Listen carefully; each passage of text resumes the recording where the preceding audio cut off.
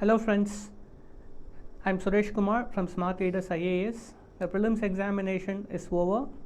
You would now been flooded with so many answer keys, but as an unique among this flooding of answer keys, we are here to provide not just the answer key but also a discussion why it is true, why it is correct. There might be some discrepancies you might have seen in other keys. We made sure that it doesn't occur in our answer key. So the discussion will help you in figure out how much you might get in this examination, and so that you can throttle your preparation for the mains examination. So in this video we will have a discussion for the answers for science and technology and environment. So without taking much more time, let's get into the discussion. And this answer discussion will be for the question paper set A. So this will be for set A.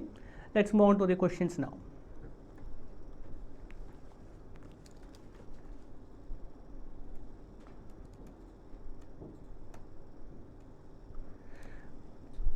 Question number 25.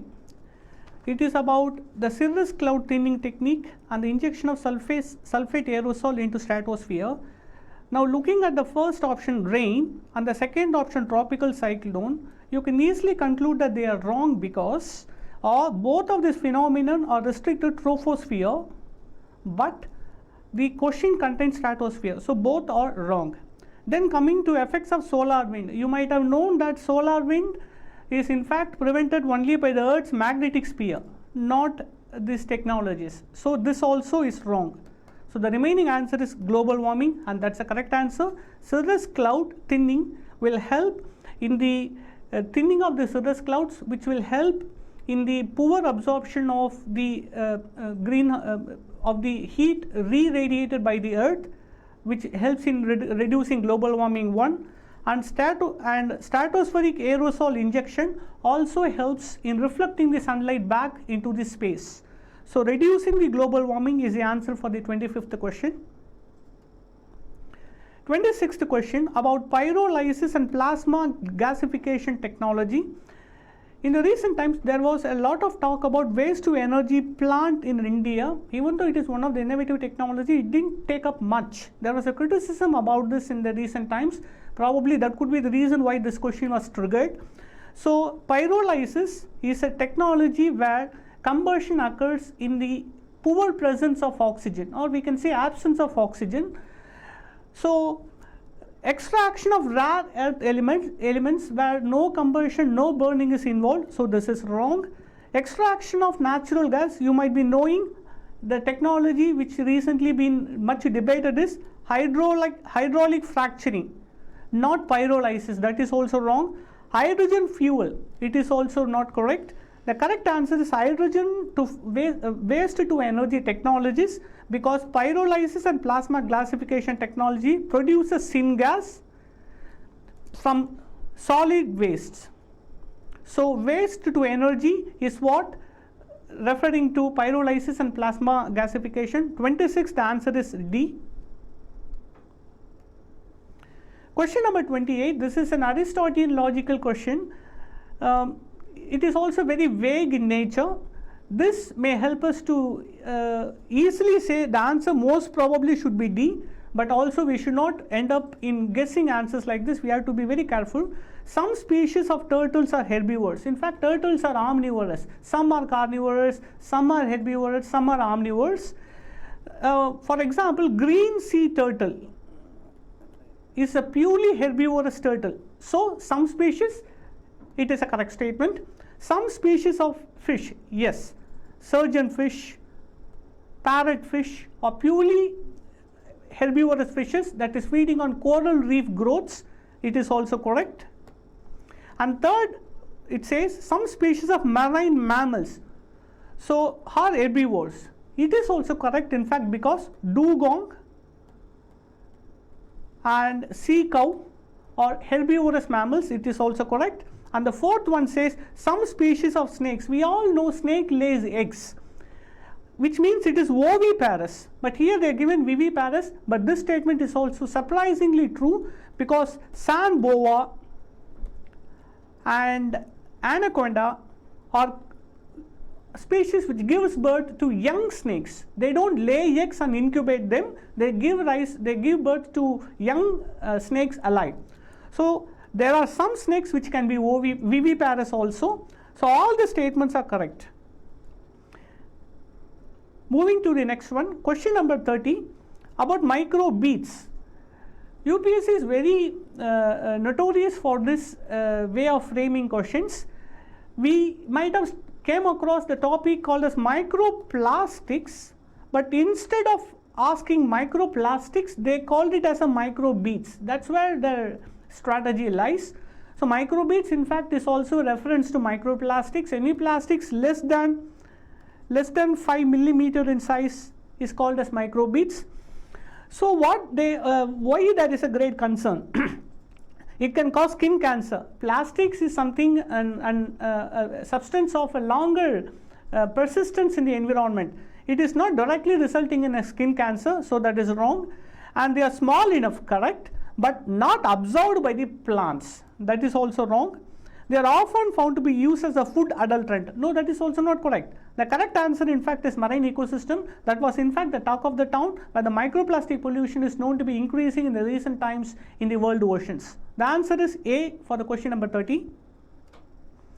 In question number 32, for what that satellite images, remote sensing data can be used. Now satellite uses multiple spectrums for multiple purposes, but there are some satellites which uses multispectral capabilities. So these multispectral capable satellites can do variety of applications, which includes it can understand the reflective pattern of the surfaces, which upon we can understand the geographical, the biological and the chemical nature of the surface being studied. So using this remote sensing data, we can also estimate the vegetation cover of a region, so chlorophyll content. It also will help in greenhouse gas emissions. Here they are speaking about zooming out. It may be something to confuse us, but greenhouse gas emissions also can be clearly studied using remote sensing data. And land surface temperatures with the help of IR emission can also be studied. So all the three is the correct answer for this. Question number 34, which of the following statements are correct about the deposits of methane hydrate? So methane hydrate, what a methane hydrate is?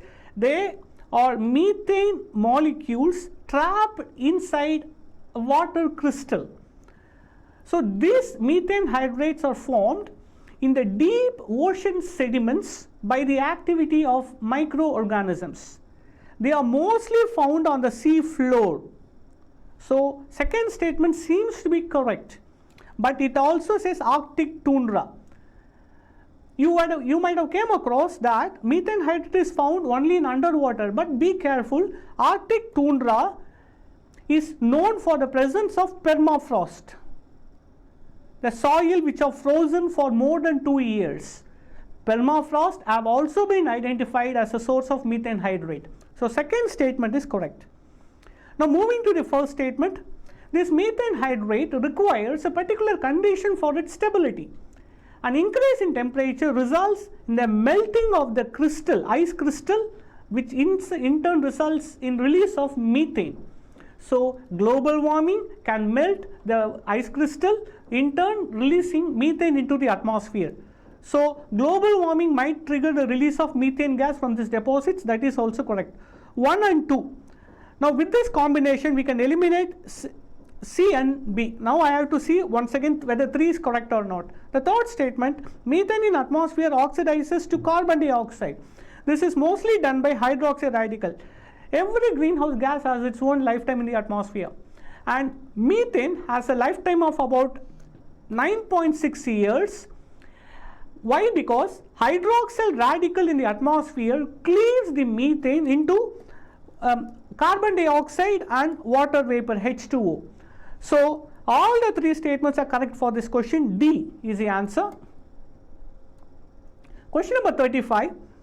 You might find this particular question a kind of little discrepant. You might have in other keys that you might find elsewhere in the internet that they may usually say D is the correct answer for this, but it's not. Let's see why it is. So it says, which of the above are released into the atmosphere due to the burning of crop biomass residue. Please read the question carefully. They are saying released, not formed. Right. Now let's look at the options. Carbon monoxide or carbon dioxide, we can say oxides of carbon. It's a most obvious product of a combustion. So that is correct. Where one comes, it comes in A, C and D. So B is wrong. We can eliminate it. Then comes methane. Now if you go back to the basics, when methane is formed, I already said earlier, methane is formed during anaerobic decomposition, not during combustion, not when burning. So methane is wrong. It cannot be formed because it is formed only during anaerobic decomposition. So wherever 2 comes, the answer should be wrong. So this is wrong and this is also wrong. This leaves you with the only option C. Now let's look at the ozone. What ozone is? Ozone is also called as a secondary pollutant. Please understand, when you burn biomass, it is not directly released. It releases oxides of nitrogen, which interacts with hydrocarbon in the presence of sunlight. This forms ozone. It's not ozone is directly released into the atmosphere. So 3 is also wrong. The only correct answer is sulfur dioxide. So in fact, when we burn biomass residue, it releases oxides of carbon, it releases sulfur dioxide, it releases oxides of nitrogen, and it also releases particulate matter. These are the 4 emissions from this biomass residue. So answer is 1 and 4. 39th question is one of the easiest question. There is no discussion also there is no need for the discussion. Carbofuran, methyl. If you may not have heard of carbofuran or phorate or triazophos, but you must have came across parathion. Parathion is the most widely used insecticide. Parathion, malathion, or this family of insecticides. And insecticides are also commonly called as pesticides in agriculture. The answer is A. It's not a preservative. Please don't use it as a preservative. And the patient, the one who eats may not survive. So the answer is 39. A is the answer. 40th question. Under Ramsar Convention, it is mandatory. If you prepared for the examination going through conventions, you must be very clear that Ramsar Convention is not a legally binding treaty. If it is not legally binding treaty, how it can mandate the member state for the protection and the conservation of wetlands? So this is wrong. So where one comes, A and D, it is eliminated.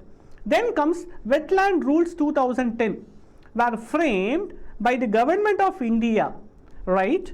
Based on the recommendation, this part makes it incorrect because it is the Wetland Conservation and Management Rules 2010 were framed by MOEF taking upon the principles of Ramsar Convention, not the recommendations of Ramsar Convention. Please understand, the recommendation makes it mandatory in fact. So can you see that there is a contrary between the statement 1 and statement 2? If statement 1 is wrong, statement 2 also should be wrong. So 2 is also wrong. Wetland Rules 2010 also encompass the drainage area or catchment regions of the wetlands as determined by the authority.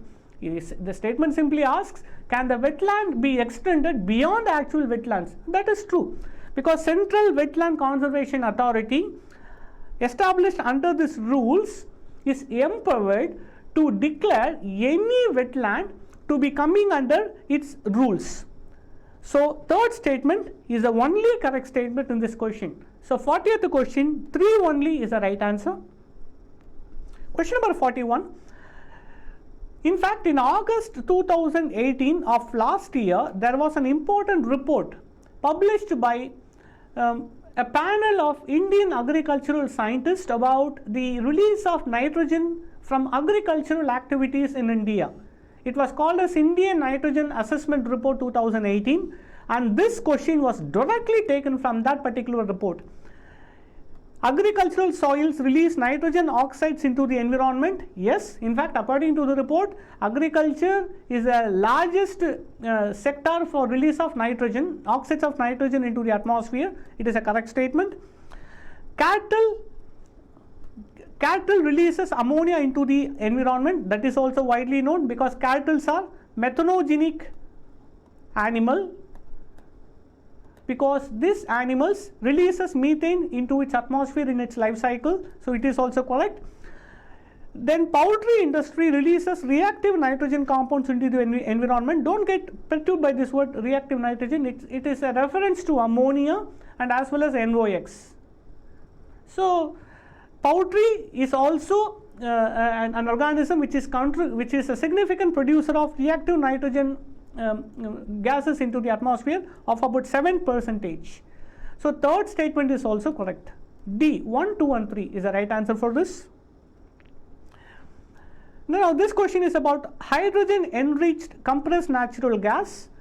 It was on the news because in 2018 Delhi became the first city to use hydrogen-enriched CNG in their public transport as well as in taxis. There was also a report published by Niti Aayog Clean Fuel Policy which promoted hydrogen-enriched CNG. It is in the context this question was asked. The main advantage of hydrogen-enriched CNG, you all must have known that CNG is nothing but natural gas. So in that natural gas, if at least up to 18%, they say usually 16 to 18%, if it can be blended with hydrogen, it is called as hydrogen blended CNG. So it will result in the elimination of carbon monoxide emissions. Pay attention to the word, friends. It is not elimination, it is reduction. Elimination is zero. It means when you use H-CNG, there will be no release of carbon monoxide. That is wrong, because according to this the report which I have said earlier, which came in 2018, it results in reduction of 70%. How much? 70% of CO emissions, carbon monoxide emissions, not elimination. So this is a wrong statement. So where 1 comes, A is eliminated, D is eliminated. Now let's look at other options. H-CNG as a fuel reduces carbon dioxide and hydrocarbon emissions. That is obviously correct. It uses up to 1/5 by volume.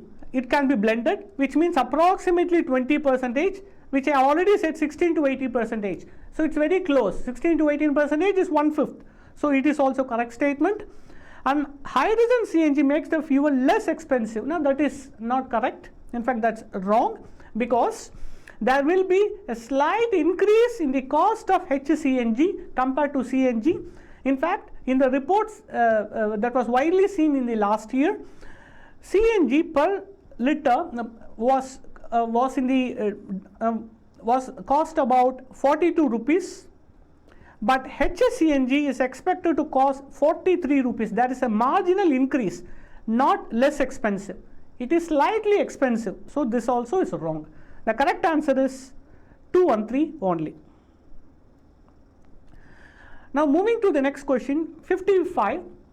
In fact, this is the question which UPSC is going to test how much you focus attention to the question, how much you pay attention to the question. Okay, let's get into that. As per the recent amendment to the Indian Forest Act 1927, they didn't give which amendment. Okay, forest dwellers have the right to fell the bamboos. Okay, let's not confuse here. Forest dwellers have the right. Now, right to fell the bamboos. If you recollect what you have studied earlier, bamboo was declassified as a timber by the amendment of Indian Forest Act, because bamboo was now made as a minor forest produce. It was earlier timber. According to Indian Forest Act 1927, colonial era legislation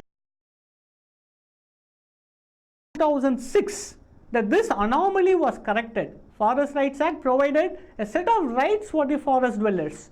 So, Indian Forest Act does not give any right, understand, it does not give any right. The rights for the forest dwellers is given only through Forest Rights Act 2006, not Indian Forest Act 1927. This statement is wrong. So, A and D becomes incorrect. And as per the Scheduled Tribes and Other Traditional Forest Dwellers Act, Forest Rights Act 2006, bamboo is a minor forest produce. See how they are twisting it. In fact, this should come here, that in terms of right, it has to come here. In terms of minor forest produce, it has to go here. Why? I am saying because the definition for the minor forest produce is provided only in the Indian Forest Act 1927 section 3. So it is not that FRA that gives the right to fell the bamboo. It is in fact the Indian Forest Act that bamboo is a minor forest produce that has been decided upon after amendment of Indian Forest Act in 2018. Second statement is also wrong. And the third statement is in fact the correct, ownership rights. So for the recognition of Forest Rights Act allows ownership rights for minor forest produce. Yes. 3 only is the correct answer for this. Question number 57. According to Indian Patents Act, a biological process, in fact, section 3 of the Act provides a list of criteria when satisfied will not be granted patent. When those list is been satisfied, patent cannot be provided. And under section 3 of Indian Patents Act 1970, plant or animal body or parts of plant and animal body, and in particular biological processes, cannot be patented under section 3 of the Act. This is wrong. So then once you understand that first statement is wrong, the rest of the job is easy. Wrong, wrong, wrong and wrong. In fact, 3 only is the correct answer, which you say plant varieties are not eligible. As I said earlier, plant and animals or even their varieties or even their parts cannot be patented. You might have known there is no intellectual property appellate board. No, that is not correct, because there is already an existing intellectual appellate board which adjudicates any appeals related to claiming of patent rights. So this is also wrong because it exists. So 3 only is the correct answer for this question. 57. 59th question, Solid Waste Management Rules 2016, which one of the following statement is correct? So according to this Solid Waste Management Rules, waste generator has to segregate waste into 5 categories, not 5, 3 categories: biodegradable waste, non-biodegradable waste, domestic hazardous waste. So this is wrong. The rules are applicable to notified urban local bodies, correct, notified townships, industrial townships, but not only. It is also extended to other places such as Indian railways, airports, defense establishments, central government and state government offices, campuses, places of historical importance. So because the word only has been given here, it is also wrong statement. Otherwise it's correct. Third one, the rules provide for exact and elaborate criteria for the identification of sites. This in fact is a correct answer for this. And the D statement, we cannot find any reference for this D statement. In fact, it's very arbitrary. Just to give an option, UPSC has inserted this. This in fact, there is no reference for this in the rules at all. So the correct answer is C. Question number 62, minor minerals in India. So minor minerals in India, according to Mines and Minerals Development Act 1957, Mines and Minerals Development Act MMDA 1957, minor mineral includes building stones, gravels and also ordinary sand and any other objects as notified by the central government. Now this is empowered under section 3 of this act. So first statement, sand is a minor mineral, correct. The second statement, state governments have the power to grant mining leases of minor minerals, but the powers regarding the formation of rules related to the grant of minor minerals lie with the central government. In fact, in the Indian federalism and the separation of powers between the central government and the state government, and in the 7th schedule, the regulation of mines and regulation and development of mines and minerals lies primarily with the state government, but also in the union list such a regulation and development of mines and minerals is existing, provided if there is any contrary upon public interest, central government also is empowered under the constitution to intervene, but the primary responsibility rests only with the state government. So the formation of rules under the Mines and Minerals Development Act and also according to Indian federalism setup, it is resting with the state government and not with the central government. So second statement is wrong. But the first half of the statement, yes, it is the state government that provides leases, but the second part of the statement makes it wrong.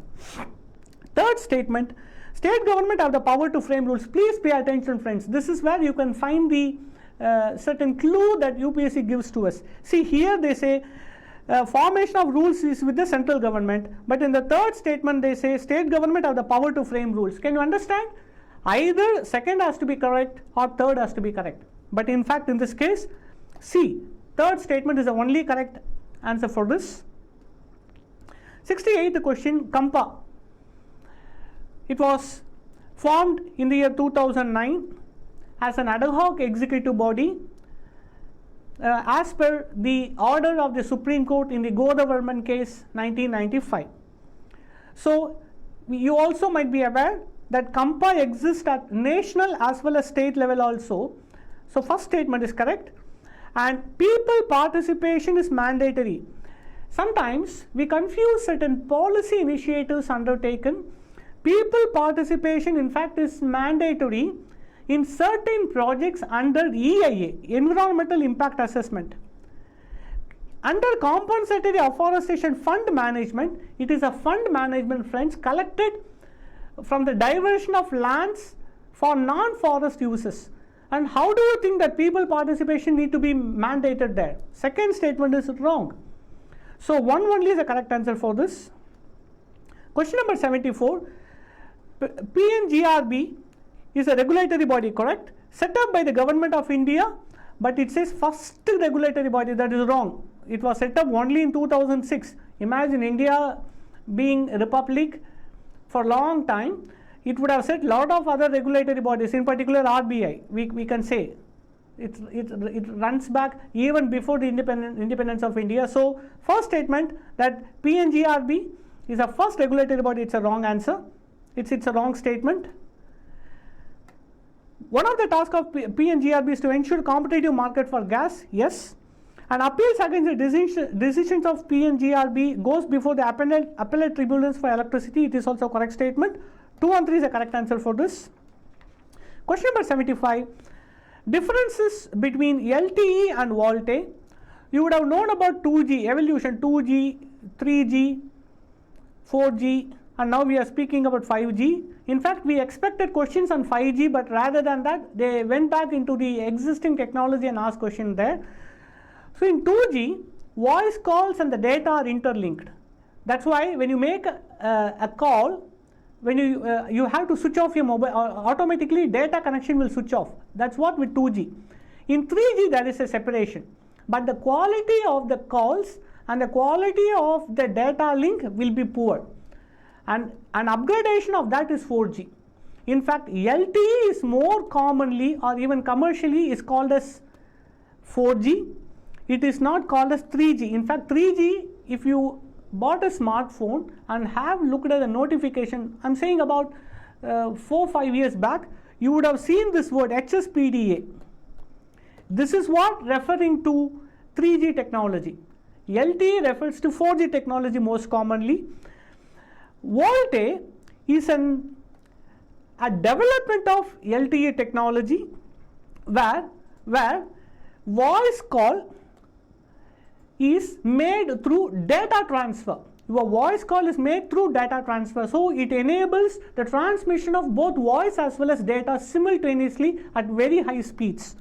So first statement is wrong, and the second statement, VoLTE is not voice only, it is data as well as voice only technology.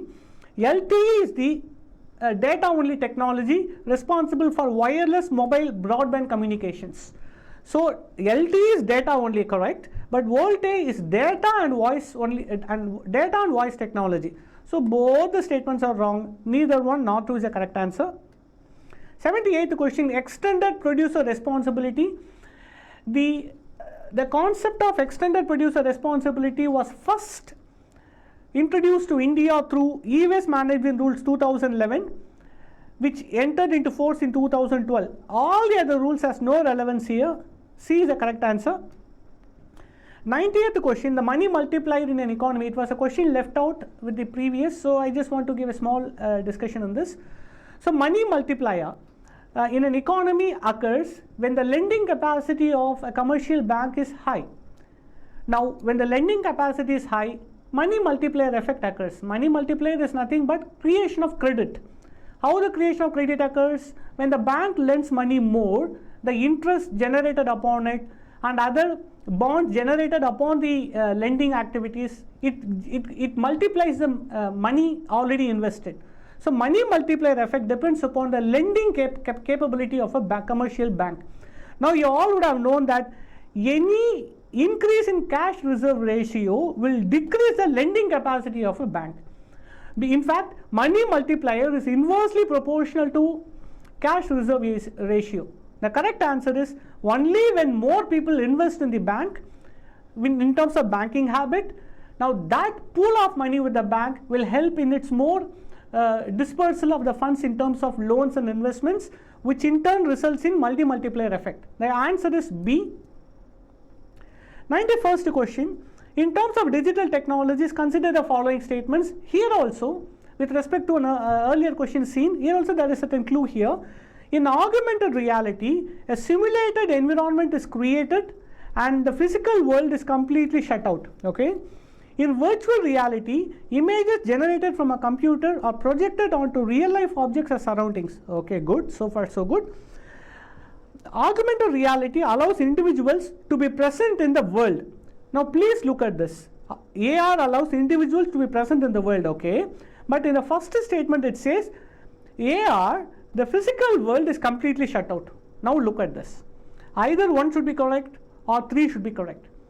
And if you see, in most of this where you've been very familiar with purchases, you would have came across goggles, head wearable goggles called as VR headsets, virtual reality headsets. What happens? You wear it in your eyes, covering the entire viewing zone of your eyes with also headphones. So any sensory input from the world is completely shut out. And where this occurs? It occurs in virtual reality. In augmented reality, the real world, what you see, is superimposed with the virtual world. So the superimposition occurs in augmented reality. Your eyes are not closed, your ears are not closed, you experience the real world, but you also see images. Or try to imagine Iron Man, how he interacts with certain graphical images before a computer screen. That is an example for augmented reality.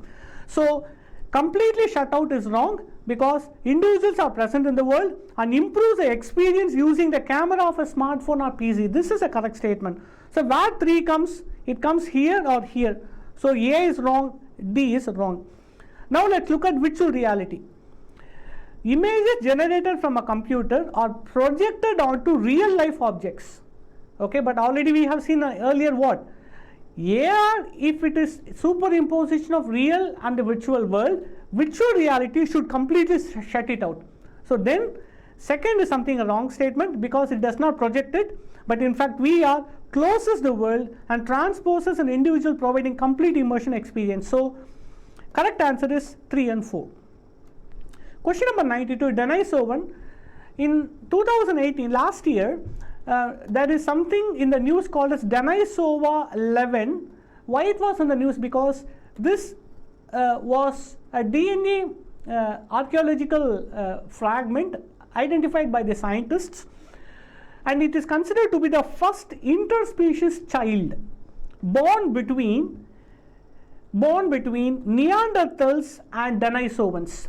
In fact, when we go to the prehistoric human evolution, there are 3 groups of humans: Neanderthals in the Middle East, in the West Asia and the Middle East, and modern humans in the Africa, and Denisovans in the East Asia. So Neanderthal on the west, Denisovans on the east, they both have gone into extinct. They don't exist anymore. Only the modern humans spread throughout the world, and we represent only the modern humans. So it was in the news. Denisova, what it is asking about, it is speaking about the evolution and early human species. In fact, it's a very simple question if you're following the current affairs diligently. Question number 93, about developments in science and technology. So it's about chromosomes and kind of genetic engineering they are asking. Let's leave the A for the moment now. Let's move to B. Pieces of artificial, okay, functional DNA can be created in laboratories. Yes, humans have taken long chromosomes of yeast and they made it into short. It doesn't exist in nature, it is artificial. So yes, it can be done. It was done in yeast, it was done in bacteria, it was also done in humans. They are called as yeast artificial chromosome, bacterial artificial chromosome, human artificial chromosome. So it is a correct one. But please pay attention, the question is asking not correct. So this is a correct statement. And third, it says a piece of DNA taken out of an animal cell can be made to replicate outside a living cell in a laboratory. You might have came across an instrument called as PCR, where magnification of DNA can be done outside a cell. Even we can take DNA outside and magnify them in a technology called as PCR, polymerase chain reaction. So it is also correct, it also can be done. And D, cells taken out from plants and animals, cells taken can be made to undergo cell division. Obviously, yes, you would have studied about cell culture, tissue culture, all this is something, a reference to the D statement. So all the three, B, C and D are correct. So what must be wrong? A is wrong. Functional chromosomes can be created by joining segments of DNA taken from cells of different species. It is something more like looking at a Spider-Man movie, taking a gene from spider, taking a gene from lizard and linking with the human chromosome. No, that is not possible. We can take a long chromosome and make it short. That is possible. But you cannot take different species chromosomes and merge them together and calling it as functional chromosome. You can do that, but it will not be functional. So A is a wrong statement and hence it is the correct answer. 94th question about digital signature. What the digital signature is? The first statement, it says electronic record that identifies the certifying authority issuing it. This is something, a definition more closer to blockchain. It is not having any relevance at all for digital signature. Signature, for what purpose we use? Authentication and validation of a particular document, of a particular person. We use for that. It is not a record, it is an authentication method. So first statement is wrong. So where one comes, A can be eliminated, D can be eliminated. Now looking at second, it is used to store as a proof of identity. True. Even Aadhaar can be called as a digital signature. That is true. But if you follow the statement later, it says to access information. No, it is not used as an identity. See, it is not like you use digital signature to use your Aadhaar so that you can access certain information in internet. Now that is completely wrong. You can use it as a proof of identity under digital signature, but not for accessing information. This is also wrong. And in fact, third, so I put 2 is wrong, then this also is wrong. The only remaining is 3 only. C is the right answer. 95th, wearable devices. In fact, in 2018, there was a company called as Starkey, which created an artificial intelligent hearing aid that can enable the person, that can enable a deaf to hear, as well as it also acts as a wearable device, which can help in measuring the heart rate, the sleep patterns, the activity of the day, the calorie burning, all these aspects. So if you've gone through this question, 1 and 2 is very obvious, but 3 you might be having the doubt, but in fact even a combination of answer can give you a clear direction. If 2 is correct and 1 is correct, then answer must be 1, 2 and 3. D is the right answer for this. 96, RNA interference technology. It is gaining popularity. In fact, it is not gaining popularity. It gained popularity way back, 2014-15, not now, but it's fine. Let's assume that it gained popularity. It is used in developing gene silencing therapy. Yes, it can be used to silence a gene from its expression. So yes, RNA interference can, let's not go too much into the technology, it is not relevant now. So yes, it can be used for silencing gene expression. And what will result if we silence genes? We can help in treating diseases. We can help in creation of disease resistance pest resistance, even modern vaccines. It also can help in treatment of cancer. All these are quite possible with this technology. It is also correct. The third, it can be used to develop hormone replacement therapy. Hormone replacement therapy means it is something, a method. HRT is a method for treating symptoms that arises during menopause in elderly women. Elderly women above the 50 years of age, they usually undergo fluctuations in the estrogen hormone, for which they give a small amount of estrogen. That is called as hormone replacement therapy. It has nothing to do with RNA interference. It is wrong. So where 3 is wrong, C and B. Now 1 and 2 is correct. So D also cannot be. So the correct answer is 1, 2 and 4. As I said earlier, pest resistance also can be generated using RNA technology. Now that is also correct. So 1, 2 and 4 is the correct answer. 97th question, black hole mergers. What is the significance? If you recollect back, in fact, UPSC in the recent times is testing the memory also of us. It was an event of 2017 where the merger of black holes were observed by LIGO Observatory in US. And it is through this 2017 observation that we have discovered experimentally the gravitational waves. So 97th B is the direct answer. There is no possibility for A, C or D. They are all wrong. If you gone through current affairs, this must be a cakewalk. 98th question about multi-drug resistance. Here also UPSC has played with our minds. If you don't pay attention, similar to the Indian Forest Act and Forest Rights Act 2016 question which I have earlier mentioned, this also plays with our focus and attention. Please pay attention. So multi-drug resistance. What a multi-drug resistance? If an organism develops resistance for more than 2 antibiotics at the same time. Let's say a bacteria, if it is resistant against more than 2, now this bacteria is called as multi-drug resistant bacteria. Fine. Genetic predisposition. So what are the reasons for this for the occurrence of MDR, multi-drug resistance? Genetic predisposition of some people. In fact, genetic mutations in this bacteria creates MDR, not in the patients. It is the changes that occurs in bacteria, not the patients, not the people who are affected. So here they are saying disposition, genetic predisposition of people who are affected. One is wrong, obviously. So once you know that one is wrong, obviously you can eliminate everything else. 2 and 3 is the right answer. Now let's look at the fourth one. Why 4 is wrong? Multiple chronic diseases in some people. Please understand, here UPSC is confusing us with the use of similar words, multi-drug and multiple chronic. You may fall into this trap, but please pay attention. Multiple chronic diseases are caused by many organisms, let's say HIV and TB. Okay, it's both multiple chronic disease.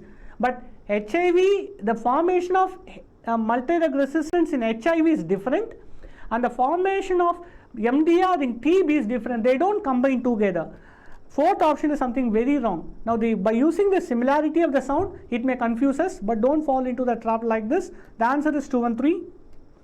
99th question, Cas9 protein. See how UPSC asked the question. We all would have been very well aware of CRISPR-Cas9, that you might be known, that which is a tall word in the genetic engineering experiments in the recent times.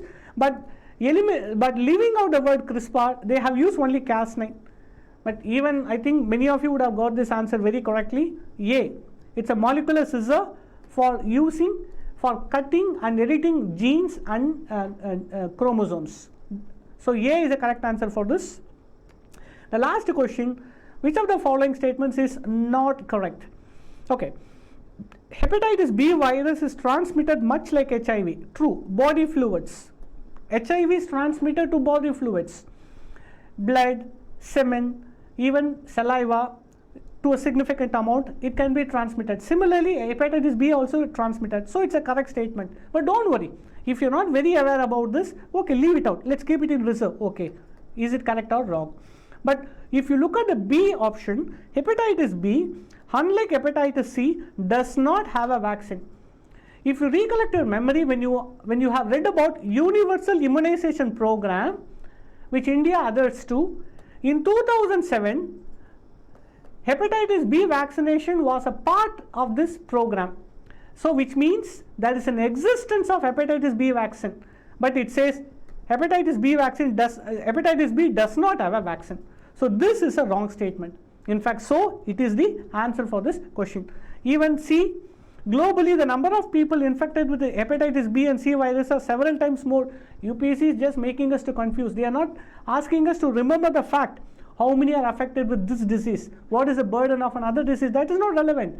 They are actually giving us a clue, and we all have to point out where the clue is. Here the clue is hepatitis B, which is a part of universal immunization program. So B is a wrong statement, and hence it is a correct answer. Okay friends, here with this we come to the end of this short video discussion. I hope that some discrepancies you might find elsewhere get clarified, and any other discrepancies you see in this discussion, please post it in the comments given below. And even in this time, thank you for watching, and stay log on to us for more videos. Thank you.